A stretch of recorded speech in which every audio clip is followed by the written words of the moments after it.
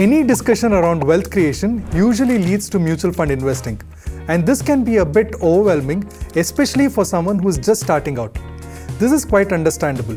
Think about it, there are over 45 fund houses offering over 1,300 open-ended schemes. How do you choose which one to invest in? If you're one of those confused person not knowing where to start your wealth creation journey, then this video is for you. Hi, this is Karthik Rangappa and welcome to the 5th video in the personal finance series.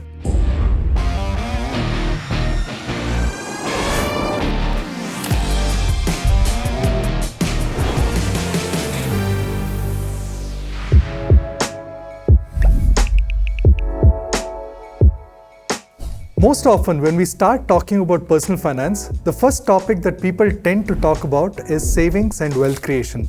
But do note, we are talking about this topic in the 5th video. In the initial few videos, we discussed about creating an emergency fund and buying the right insurance. In a sense, this covers for the risk.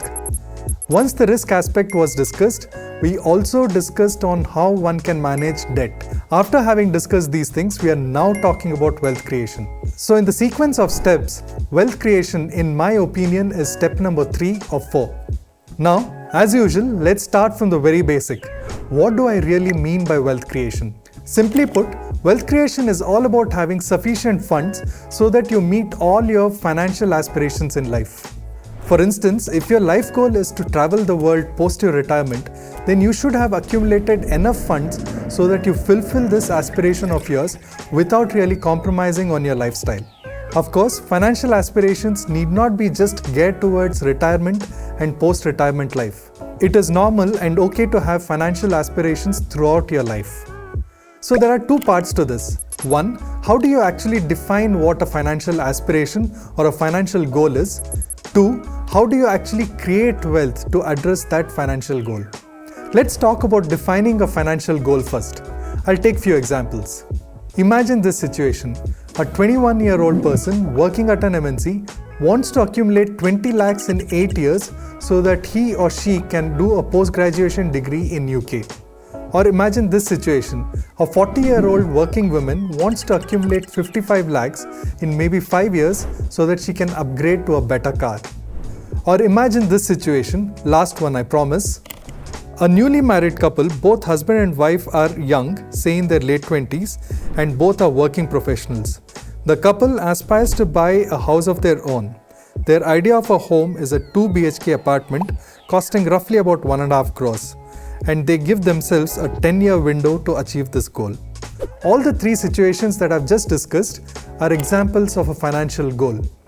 If you dissect it further, there are three specific things that you will notice. The quantum of funds required, the estimated time over which this fund has to be accumulated, and the current age of the person. Without these three specific attributes, a financial goal is incomplete. Let me give you an example of a vague and an incomplete financial goal. A young working professional wants to accumulate some amount of money so that he or she can go to UK to pursue a post-graduation degree in a few years' time. Notice how vague the statement is. There are no defining numbers here, therefore, according to me, this is not a valid financial goal. By the way, all the three random situations that I spoke about should give you a sense of how diverse financial goals can be for individuals. Given this, it is nearly impossible to define all possible financial goals and ways to create wealth to achieve them. But here is another thing. I know that there are people out there, especially younger lot, who think that they do not have any financial aspirations in life, and therefore there is absolutely no need to save and accumulate wealth.